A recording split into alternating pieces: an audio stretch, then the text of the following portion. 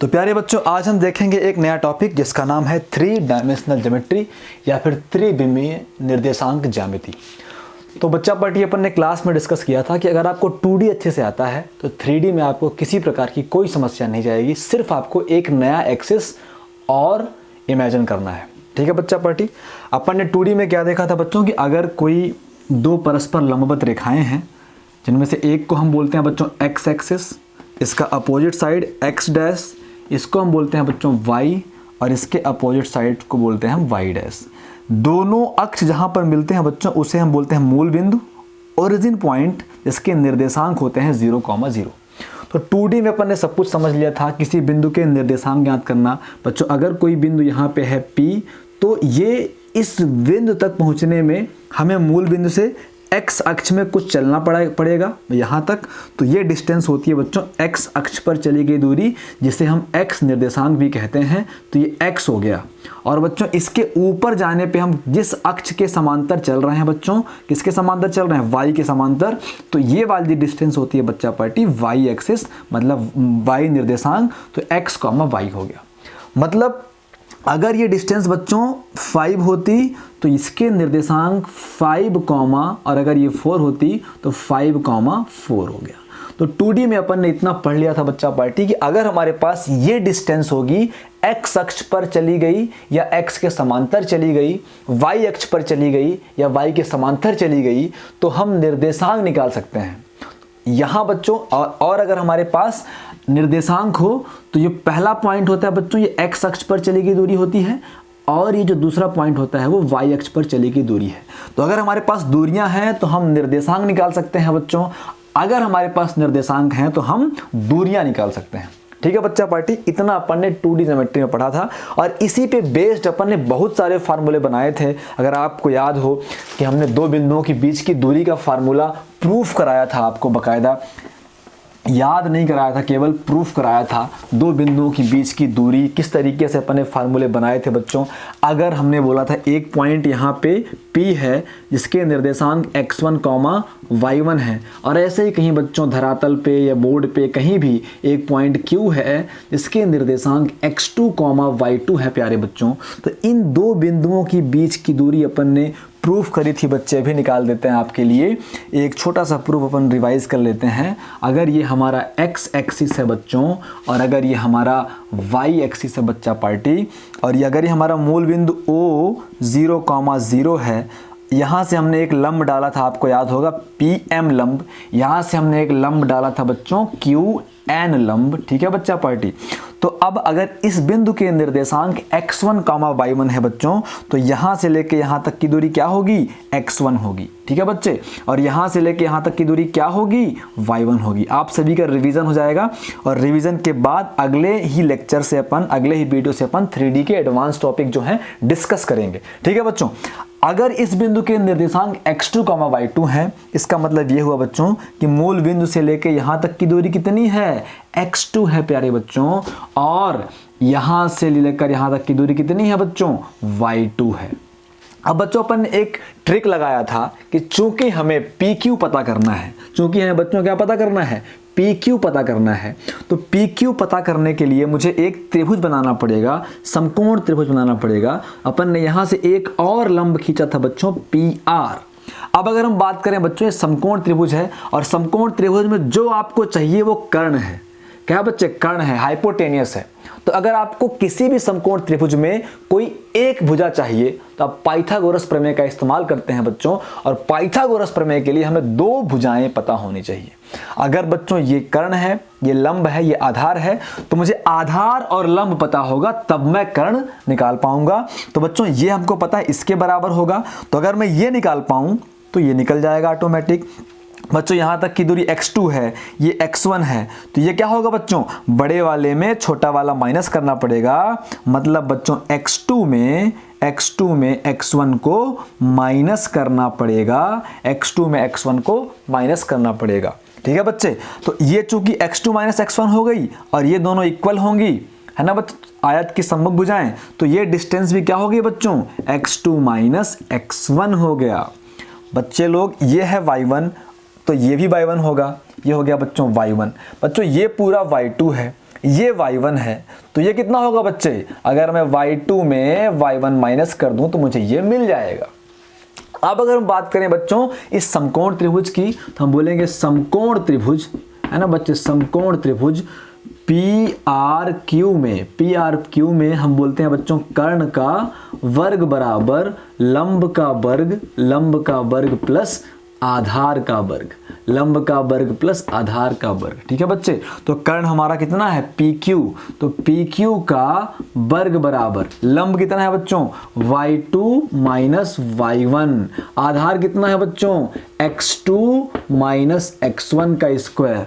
तो बच्चों अगर मैं यहां से वर्ग हटा दूं तो इधर स्क्वायर रूट या फिर वर्गमूल लग जाएगा, तो ये आपका फार्मूला निकल के आ गया बच्चों दो बिंदुओं की बीच की दूरी का x2 माइनस x1 का whole square plus y2 minus y1 का होल स्क्वायर। इसके बाद बच्चों आपने क्या किया आपको पता है, इसके बाद आपने खंड सूत्र निकाला।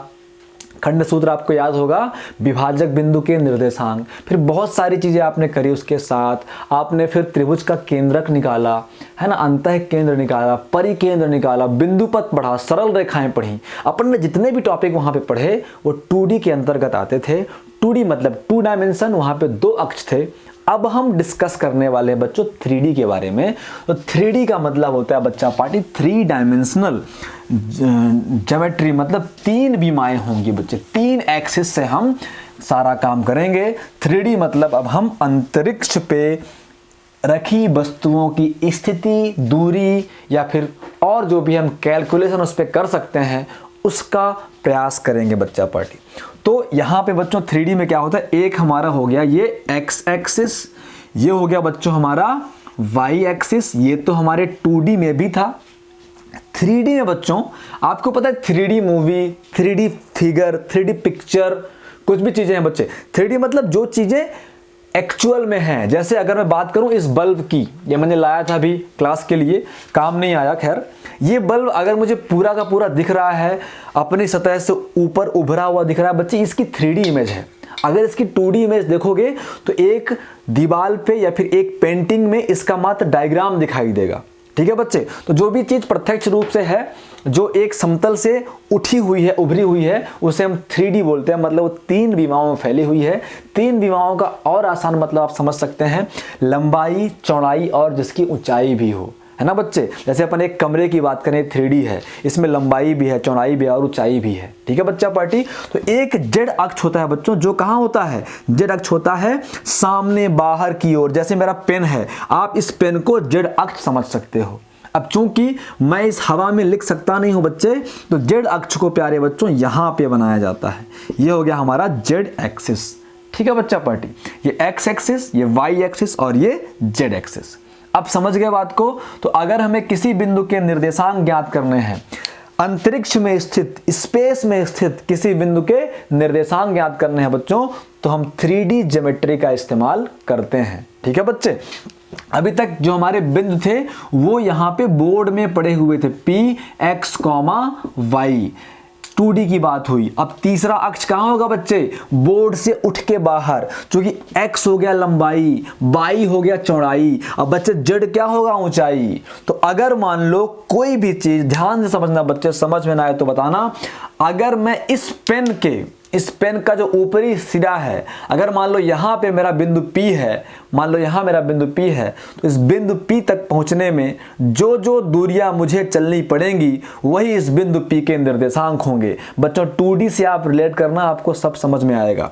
तो बच्चे पहले मूल बिंदु से अपन कहाँ चले, x एक्सिस में चले, तो निर्देशांक क्या हो गया, x हो गया। फिर ऊपर चले, y पर चले, तो निर्देशांक क्या हो गया, y हो गया। लेकिन ये कहाँ है बच्चे, बाहर है, ऊपर है। और इधर साइड चले तो x में चले तो x निर्देशांक मिला, ऊपर चले तो y में चले तो y निर्देशांक मिल गया। अब बच्चे जब बाहर की तरफ आएंगे, बोर्ड से बाहर की तरफ आएंगे, तो कौन सा अक्ष है, ये मैंने बोला z अक्ष जो है बाहर की तरफ है। तो बच्चों ऊपर इस पेन तक आने के लिए इस बोर्ड से इस नोक तक की दूरी जो है बच्चों वो z निर्देशांक कहलाएगा।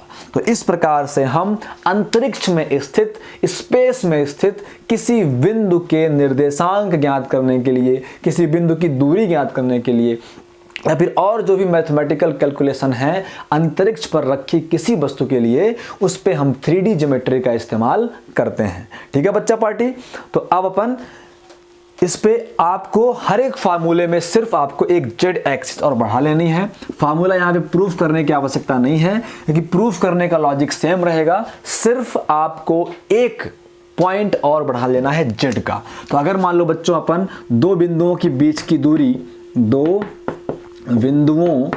बिंदुओं के बीच की दूरी, दो बिंदुओं के बीच की दूरी का फार्मूला बच्चे हमें निकालना है, डिस्टेंस फार्मूला।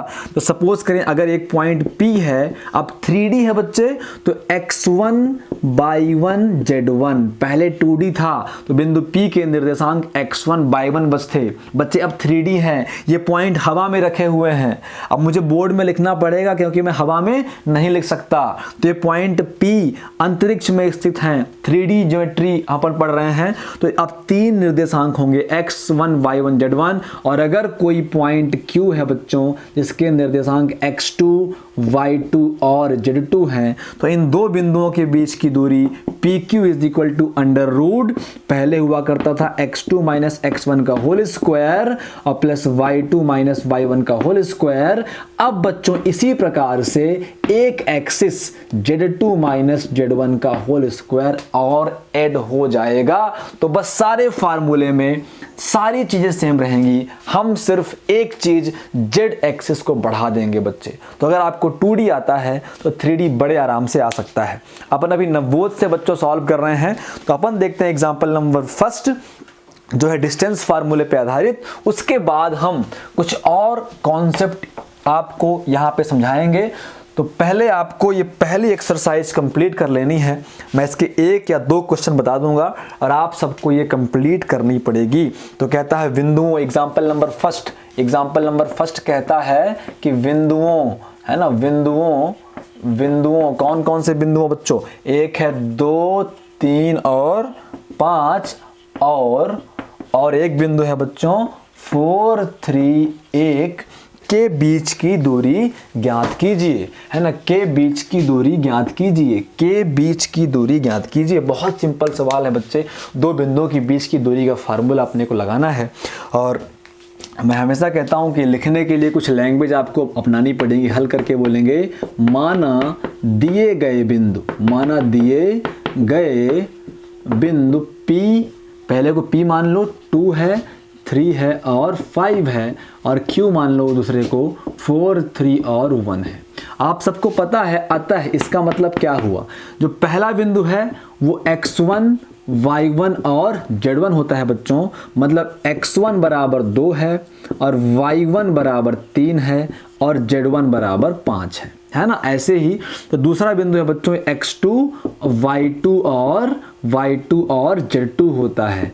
तो x2 ये हो गया बच्चे, y2 ये हो गया, z2 ये हो गया। तो x2 बराबर है 4, y2 बराबर है 3 और z2 बराबर है 1। ये चीजें आपको बार बार लिखने की आवश्यकता नहीं है, क्योंकि पहला क्वेश्चन है तो मुझे विधिवत से कराना पड़ेगा। अब हम बोलेंगे सिंस दो बिंदुओं के बीच की दूरी PQ इज इक्वल टू होता है बच्चों under root x2 minus x1 का होल स्क्वायर और प्लस y2 माइनस y1 का होल स्क्वायर और प्लस z2 माइनस z1 का होल स्क्वायर। तो बच्चों PQ इज इक्वल टू, अब आप लगा लो अंतिम बिंदु माइनस प्रारंभिक बिंदु, तो 4 माइनस 2 का होल स्क्वायर, है ना बच्चे, 3 माइनस 3 का होल स्क्वायर और प्लस 1 माइनस 5 का होल स्क्वायर। ठीक है बच्चा पार्टी, तो यहां से अब PQ इज इक्वल टू क्या आ जाएगा बच्चों, 4 में 2 गया तो 2 का स्क्वायर, और फिर 3 में 3 गया तो 0 का स्क्वायर, और फिर 1 में माइनस 5 गया तो